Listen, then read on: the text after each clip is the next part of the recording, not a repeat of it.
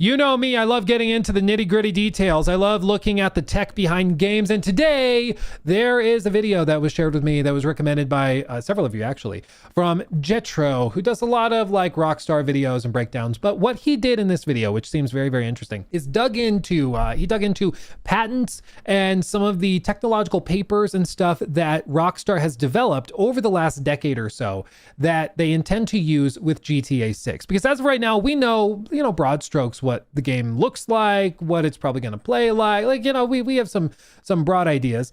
We think it looks really cool, but we don't know a lot of details or specifics on like, how will the open world work? How does simulation work? How does the tech behind it function? Well, that's where the patents can tell us the nitty-gritty details, baby. That's where we get into the goodness. So buckle up. We'll look at this linked below. The video will be talking like Yoda all of a sudden. Let's see what we got. Show me, Jetro. Take me away. While watching the GTA 6 trailer, you might have missed some very subtle details, like people's feet kicking up sand as they run, entire interiors being generated in buildings, and for some, a lot of them are just using like parallax stuff, but yes, some do have full interiors, absolutely. Light refracting through Lucia's ear. These are just 3 examples of the 6 new major patented technologies that Rockstar has created for GTA 6, all aimed towards making it the most realistic game that we've ever played. Thousands of unique interiors, the most realistic NPCs we've ever seen in gaming, and major new upgrades to online. So today, let's thoroughly break down the revolutionary technology of GTA 6. Bring it on! Starting with the interior generation patent. For years, there has been this rumor floating around about the possibility for 70% of all buildings in GTA 6 to be enterable, and this new patent makes the theory sound very plausible.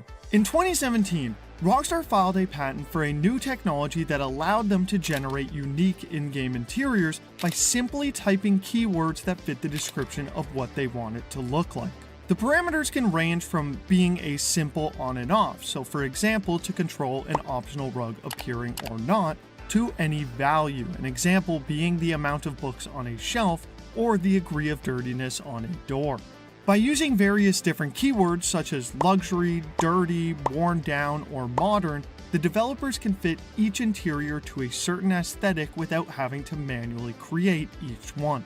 So basically procedurally generated interiors so that they don't have to go in and like place individual books, individual couches and rugs and stuff, which makes sense, especially if they're going to try to really expand it. Now, to be clear, they are not expecting every building to be enterable, every apartment, every condo. Some people have thought that, and that's just, I don't think realistic or even reasonable. I don't think there would even be anything to do in there. But if they're trying to have like every shack on the beach enterable or something, then this could be a useful tool to do that. Or maybe if they're just looking at it when they're designing the game kind of in broad strokes on the whiteboard, if they're like, guys, I think we're going to have 1,000 buildings. That's a lot to do by hand by our animation or by our art teams. Let's build out a procedural tool to do it. Like, why not? That could save them a lot of time. So it seems very interesting. Very cool. Rockstar used the capability to generate different tints of color on clothing for NPCs in RDR2 to ensure that they didn't all look similar to one another. The patent also details a system that allows the players to edit these features as well, which implies that whether it be in GTA 6's single player or online, we will be able to create and design our own homes, though to what degree is currently unknown. The technology doesn't just work for individual interiors, but can also be utilized towards a bunch of interiors in a localized area. It says as another example, an older rundown neighborhood could be created by populating it with higher proportion of assets tagged old, worn down, rusty, cheap, etc. In gameplay where the player is attempting to improve the city they live in, as the player performs well in the game engine can slowly replace objects tagged as described above with objects tagged new, high-end, hipster, renovated, etc. to indicate that the neighborhood is improving. Okay. An example would be that instead of individually making each building an interior for a run-down, trashy place like Sandy Shores, they could instead give the keywords run down or abandoned to every interior in the area, giving the entire town the exact same feel. Now, this is one that I am personally looking forward to, the NPC AI patent. NPCs in GTA 5, while advanced for the time, are pretty straightforward. They follow a set path, don't interact with the environment at all, and have a hard time dealing with adverse situations, especially while driving. Even in RDR2, Yeah, or people saying generative AI. The patent that was just described, I believe, is from like 2017. He said it. Yeah, 2017.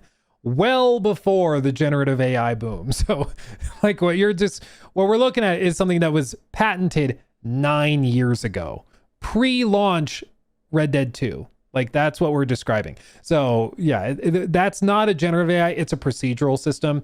Basically, they have a library of assets that each have tags in them, and then they have an algorithm that can decorate rooms and stuff based on what tags are allowable. Kind of like if you check boxes, what can the algorithm put in this room? And you're just checking boxes for what can be put in there, what types of objects can be put in there. So it's not generative AI. No, it's not using neural networks or anything like that. It's just a procedural system. NPCs only had the ability to react to situations happening within their close proximity, and their reactions to such situations were very limited. However, Rockstar fixed this issue with My queen is here. My flame, my muse is here. Hello, my queen. Continuing. these can consider factors like traffic, as well as account for changing lanes when parking cars, anticipating a road exit, and weather conditions. That's The cool. technology also allows for more NPC-controlled cars in a single area, making driving in places like Vice City more realistic with a denser population of cars on the road. I do honestly, because I thought about this it was actually this shot and the last shot that made me wonder. GTA is like known for like the high speed races when you're like weaving in and out of traffic. Just this shot, the streets seem busier than they are in most of GTA 5. Are they not? Like, I wonder if the city streets are actually like way denser. Even in this shot here, it looks like they're pretty packed with like actual traffic. How will that affect gameplay just moment to moment, you know? I also love the hashtag unbuckled bumper sticker. That's the most Florida thing I've ever seen.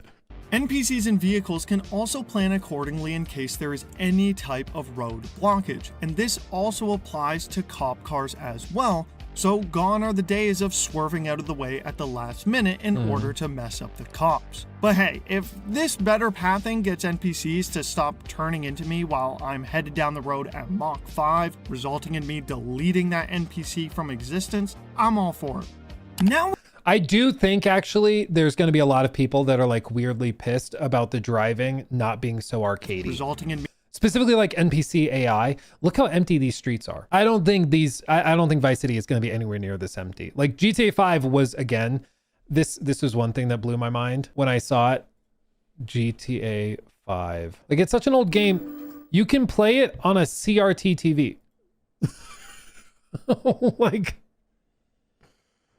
and it works, dude. It works. Like, but as a result, like, we're talking about a very old game, like a pretty aged game running on the 360. So it was running on 2006 hardware, you know, like it's an old game. An old game. And I think a lot of people kind of forget that when they look at it, that a lot of those systems are pretty old, you know. But that's why I think it's going to be kind of a system shock when people boot into this new one, and it's like the city streets actually have a lot of traffic, and like it doesn't really work that way. NPC from existence, I'm all for it. Now we need to discuss arguably the most important technology that Rockstar could create when it comes to making a real Can't you play anything on CRTV? What I mean is like CRT 4x3 TVs. So like the old aspect ratio pre-20, was it 2009 or 2010 that like 16:9 became standard on TVs? I don't remember. But it was like designed and optimized for 4x3 even. Like it's pretty crazy. realistic game world like GTA, the animation system patent. In previous Rockstar games, each of the characters, especially NPCs, only had a select few animations that would trigger for certain conditions. They could walk down the street, climb a flight of stairs, run away from gunfire, basic movement like that. Each of these different animations had to be individually created by Rockstar's animation team, and even worse, is each set of animations had their own separate movement tree from one another. But this patent created in 2023 made it so that instead of creating a different animation for each individual situation, the technology will instead use a collection of building blocks within the character model to accurately create diverse animations. Whether the NPC is tired, walking in the rain, or eating something, for example, the building blocks can now easily portray each movement in a very unique way. In fact, we've actually seen an example of this technology already in the 2022 leaks. Though I can't show it for obvious reasons, there is a clip of Jason crouching down while covering his face with his gun, and we could clearly see what keywords were used to give Jason this animation: combat, crouch, left wide, long gun, under fire, and move. Another example. So it seems like since Red Dead 2, they've invested heavily in a lot more dynamic tools and dynamic systems. So characters and just everything can react more dynamically with much less overhead work for the team. You know, so instead of having to specifically build out animations for that, they can create this like really cool dynamic system. It sounds different than like animation blending, of course, which is what Unreal does, where they have like a library of animations, then they can kind of blend between them smoothly to create smoother movements. That's something Naughty Dog has an animation motion blending system as well. But this sounds like a much more dynamic system that's based around status, like states, rather like individual states that they can set up based on situations, which kind of makes sense, right? Like somebody will be walking differently if they're under fire as opposed to if they're walking down Sunset Boulevard. You know, somebody will be maybe running differently if they're jogging down the sidewalk versus if it's really hot outside, or if it's raining, they might jog differently. So you could even have little things where like somebody is holding up their hand in front of their eyes if they're running towards the sunset as opposed to away from it. You know, you could do all sorts of dynamic stuff with it, which is really cool. From the leaks is when a cop is under fire from the protagonist and is constantly shifting his height to match the cover that he is standing behind, whether it be a car or a fence. You can probably guess from this technology that removing even one of these words would give you an entirely unique animation, though only to the degree of what that word was responsible. Happy, drunk, beer can. Dude, same. For. It could be very likely that RDR2 used technology similar to this, but it will undoubtedly be the first instance we've seen of it in a GTA game. So to summarize this patent in a way that we can all imagine, is that this technology will make it so that each movement from every character, whether NPCs or our protagonist, will be unique in their own way depending on different factors of the scene. And mix these diverse animations with the interior generation patent that could be used on characters' clothing like we saw in RDR2, means that no two characters will ever be the exact same, adding a level of realism not seen in any other game. And while we're on the topic of character animations, Take-Two also acquired Zynga at the end of 2023, which is the company who owns the Euphoria and natural motion physics that we originally saw in GTA 4 and then again in RDR2. So now they have the rights to develop it as much as they want, meaning the movements will be even better than what we've already seen. And I want to give a quick shout out to TobyLobbin30 for the very detailed analysis of this technology over on Reddit. Already from the trailers and screenshots, it's clear the graphics in GTA 6 will be unlike. I mean, it's just, this is one of those things that I love going through this stuff and doing the deep dives on it, because it's one thing to play the game and to just like see it, and like you can have an amazing time with it, obviously. But I find that once you understand what's happening under the hood, or at least you start to grasp it a little more, you gain an all new appreciation for it. Like it makes it way more enjoyable for me, at least, when I understand like how much is going on and how much has actually been tweaked and changed and dynamically generated, and how much is systemic versus hand done. Like it's just, I think it's way cooler when I can grasp how they've done it. You know, I love this stuff. Like anything we've seen in previous games. So why not discuss how they made it better with their new graphics rendering patent? While RDR2 was already ahead of its time in terms of graphics, scenery, and the overall ambient feeling of living in a 1910s old western, GTA 6 will be leaps and bounds more immersive based on what we've learned about this technology. And there are 4 main parts to this patent that we will explain individually: dynamic terrain system, ambient occlusion, global illumination, and material tinting. The dynamic terrain system is exactly what it sounds like: a dynamic terrain, meaning that elements of the map can be destroyed, changed, or altered based on specific interactions. Easiest way to describe it is actually by showing an example of it we've seen in the trailers. Okay. In the beach scene from trailer 1, you can not only see footprints from people walking in the sand, but slowed down, you can also notice that their feet are kicking up sand as they walk, and this is the dynamic terrain at work. There are a few other examples, like craters forming in the ground from explosions, vehicle tracks being left in the sand or mud, and trampled paths in the grass where animals have walked through. There's no shot this runs at 60. Saying it now. Just being real, just being honest. Okay, there's no shot. There's no shot. Like, you notice how even in their official statements about the PS5 Pro, they're like, yeah, it'll run at a more stable frame rate. I'm like, okay, so 30, but it doesn't drop as much. Okay, like there's just no shot. I'm sorry. The ambient occlusion technology has to do with how light and shading reacts within rooms, buildings, and all over the map in order to create realistic shadows, contrast, and depth perception.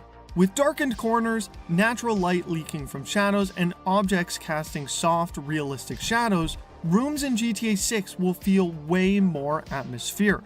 Examples might be something like an abandoned warehouse that could have broken beams with shafts of light shadowing in certain areas to show how run down it is. Global illumination, on the other hand, is a rendering technique that models how light is bounced off of one surface onto another to give a more realistic lighting without needing full ray tracing.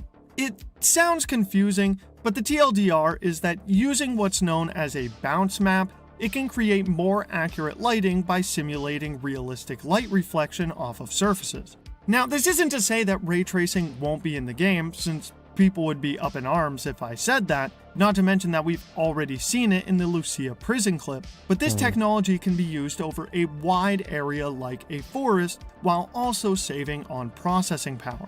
Yeah, and Digital Foundry has talked about this. Usually they're blending techniques. So like Cyberpunk 2077 with path tracing overhauls everything to like path trace everything. But that requires like a giga computer. That takes like a 5090. You're still using DLSS, frame generation, ray reconstruction. Like you're doing all sorts. Every bell and whistle is cranked to get that running at a playable frame rate. And even then, sometimes it struggles to maintain a playable frame rate. Not that practical, right? So you're not going to be running like path tracing on everything. You're going to take different techniques and mix and match. So sometimes you'll use screen space. Sometimes you're going to be doing ray traced reflections. Sometimes you'll use cube map for the reflections. It just kind of depends. Sometimes you'll blend between all of them based on the distance from the camera the object or item is. Same with generalized lighting. Sometimes you're going to be doing, bounce maps. Sometimes you're going to be actually like ray tracing neon lights or reflection. Like there's all sorts of stuff you can do, but usually it's mixing and matching different techniques together. And it's how you do that that makes the coherent image, you know? And material tinting is a system that can dynamically change the appearance of objects, whether it be color, the wetness, reflectiveness, etc. This is a more upgraded version of what we talked about with interior generation usage in RDR2 with the different colored clothes. But now this could be used for vehicles as well, to have mud cover the car and then have rain clean it off in a very realistic way. Everything that we've talked about so far is the technology that is referring to GTA 6 overall, but let's quickly talk about something that a lot of people will be hyped to hear if they love online: the session management patent. Okay. Managing the amount of players in an online lobby has always been a challenge for developers. It's simple math. More players equals more processing power, which equals more problems. When it comes to GTA Online and a lot of other games, there's usually two ways of managing more players while maximizing the processing power. A, lowering the player count, or B, lowering the detail and graphics of the map. GTA Online has seen both of these fixes in the past. On the PS3 and 360, they could only allow 16 people in a session on top of deleting a lot of details from the world. Dude, it's crazy to think that when this, like, again, it's been around for so long. It's crazy. I'm sorry. When they got to the Xbox One and PS4, they were able to increase the player count to 32, but they still had to dumb down the graphics quite a bit. Yeah, this is the thing people forget. To 32, like, but they still single player had to dumb down the graphics quite a bit. Multiplayer. Isn't that crazy? Isn't that crazy? Like, this is why when they market the game, they lead with the story mode, because like in order to get it working, you gotta cut some corners and cut some stuff out, and it makes sense. Lead with your best foot forward. And I mean, man, or they were able to increase the player count to 32, but they still had to dumb down the graphics quite a bit. Luckily for us, however, a new patent Rockstar filed in 2021 is looking to minimize this problem. Okay. The way Rockstar aims to do this is, instead of having the entire map take up an entire session like we currently have in GTA Online, they will instead cut the map into multiple different sessions with a seamless transition between each. This picture provides a great example. The map is split up into 6 different sessions, and let's say you want to drive from Vice City to Port Gellhorn. You will leave the Vice City session and into the Port Gellhorn session seamlessly, without having to find a new session like you do now in GTA Online. This technology was already used in Red Dead Online, and it works great. The only problem with this is that it confirms that peer-to-peer connection will be returning, which could pose another major modding problem with the PC version. Modding, and then it also turns into like a living nightmare for hacking and trying to do community events and everything. It's a nightmare to get that stuff working. However, Rockstar might have a fix for that as well. Oh. If you've ever played GTA Online on PC before, you know that there has always been a modding problem. While Rockstar did implement BattlEye at the end of 2024, it was a little too late after over a decade of players having experiences ruined by modders. And although people... Dude, my favorite... Okay, it's not my favorite. It was kind of miserable. One time we were streaming and played Red Dead Online, and a player came up to me and was being very nice. He gave me like a massive legendary crocodile thing, not crocodile, alligator, and spawned it like right in front of me. And I thought maybe I'd just been distracted. He took it like somehow off his horse, or I was like, what is happening? And then he started dropping some more stuff in front of me. I was like, he's giving me a lot of free stuff. This is crazy. And this is back when we started streaming. Like, I think I had 15 viewers or something, right? Bro, somebody in chat, a saint, let me know that, do not pick up anything he's giving you. He's spawning it with like commands through his mod agent, whatever. But these guys do that to try and get new players to be banned, because the server identifies items that they shouldn't have and then bans the account because it thinks that they're hacking. So the hacker goes in knowing they're going to lose their account, but they just spawn all this stuff. And then the way that they grief players is by getting them to take free items that look really good. And then the actual player gets banned because of that. Which just I mean, that's just evil. Like, that's just nasty. But that's the kind of thing that's been very, very common in Red Dead Online, and then also even GTA Online for years and years and years and years. It just kind of sucks. So that's been my main concern for online, is that they got to figure out the security, because it's just a nightmare. I mean, I have played GTA Online with my like college buddies. We play it semi regularly. Maybe every like 6 months we'll play for a little while. It's fun, do some races or something, but we only do private servers. You just don't bother with public stuff. It's just a nightmare. People will still be worried about hearing that GTA 6 Online is peer-to-peer, which can give modders access to your IP address. With a new patent filed in late 2019, Rockstar plans to end modding in GTA 6 by taking a few promising measures, all detailed in what is known as the anti-cheat patent. In past games, Rockstar would combat people being able to mod certain values like money or health by encrypting the variable files so modders couldn't easily find them.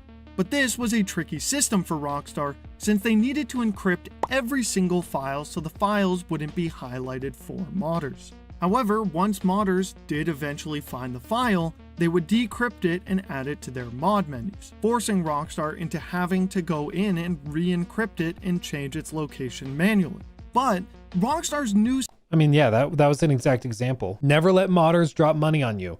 Modders would go drop money on the ground, your character would automatically pick it up, and then you get hit with, you've been suspended from Grand Theft Auto Online until July 22nd, 2020. In addition, your GTA Online characters will be reset. They just drop the money on the character, you automatically pick it up when you're in proximity to it, and boom, you're banned because they see that you got an unrealistic amount of money randomly at just a huge spike. You know, it just sucks.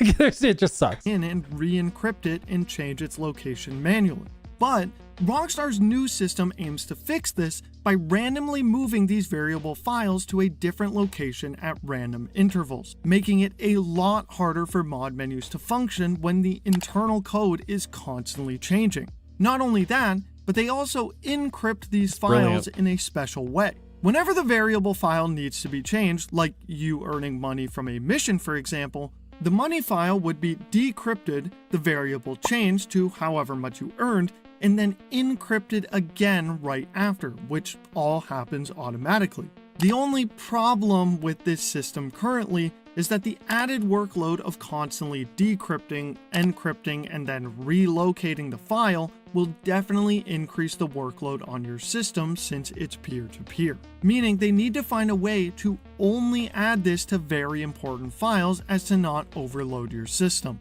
But nonetheless, any extra security that Rockstar makes to stop the modding problem will ultimately work better for us whenever GTA 6 inevitably comes to PC. I hope they've thought of everything, because there's going to be a lot of effort put into this and a lot of money flowing in. I mean, it's a multi-million dollar business, is hacks and cheat systems for these games. It's a big deal.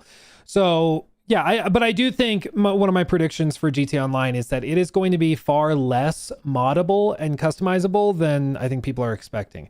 Like way less common and way less moddable. Back for like a decade, I mean, it's basically been a bit of a Wild West, honestly. A bit of a Wild West. Rockstar for a long time, I mean, they did not expect it to be as big as it was when they launched GTA Online, and then it ended up becoming this behemoth. And so I think they were like kind of caught on the back foot a little bit.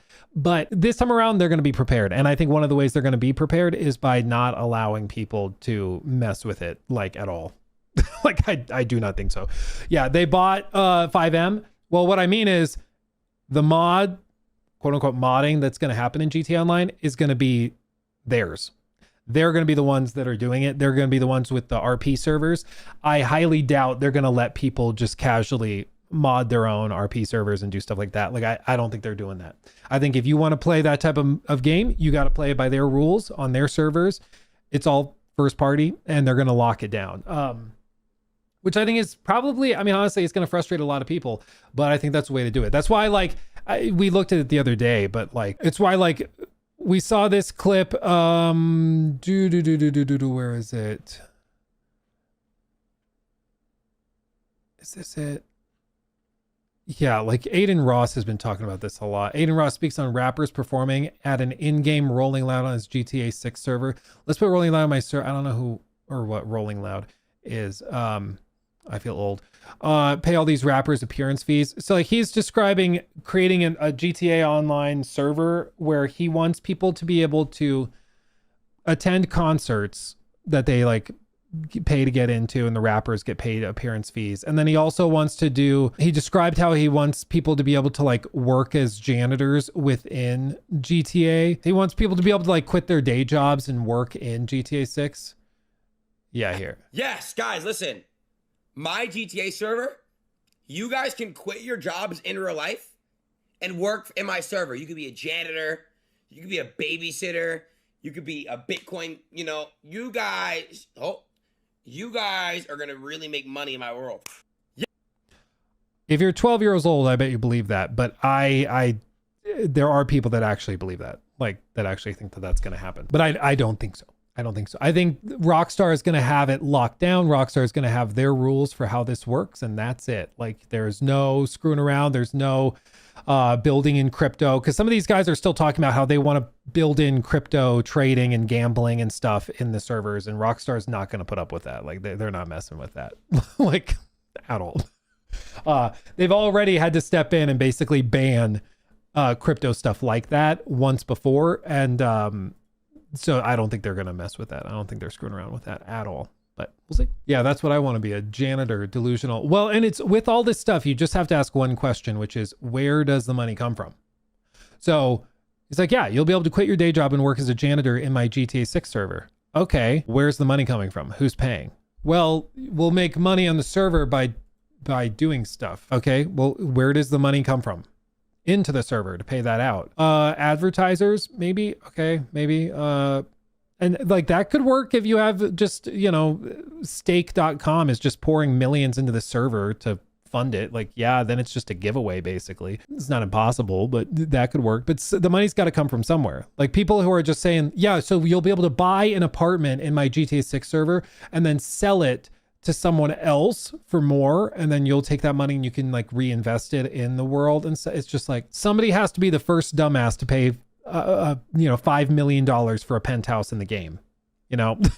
Like somebody has to be the first one to get that ball rolling, to pour money into it, and they are losing money. Like there's just, this is the same exact thing that happened with NFTs when people are like, yeah, it's just going to be magical because you'll play this game and make tons of money. Like I remember talks about this where they were describing like how you would play an NFT game and you would be on an extraction and then you get out with an item that's worth $100,000 and it would be so exciting and so amazing. But it's like, guys, that only works if you have somebody willing to pay $100,000 for that NFT. Same with all of this. Like it only works if you have somebody willing to spend that money and effectively lose it. And that doesn't work when your entire server is populated by like high schoolers that don't have money. You know, like doesn't work. Sounds cool, but that's about the extent of it. Real serious thing for that one. It's giving, I heard from my uncle in Rockstar that this game will let you go to a separate planet energy. Yeah, literally. It's just, well, and the way that I'm like hyper analyzing it now, but the body language suggested to me that it was like this vibe of, yeah, you'll be able to make money and quit your day jobs in my server and you'll be like a millionaire. You can buy real estate. So it's going to be pretty cool. Like that was the vibe. And it's just immediately, I think most people can see through that and be like, I'm not taking this seriously. Yeah. Some people believe it. Please keep your expectations sane. Well, and I think a lot of those guys that are expecting like crypto to be integrated and are expecting all that, like they're going to be sorely disappointed. But yeah, I just think they have ridiculous, I don't even know if it counts as expectations, but it just ridiculous demands maybe, or delusions. He took my thing. Red flag.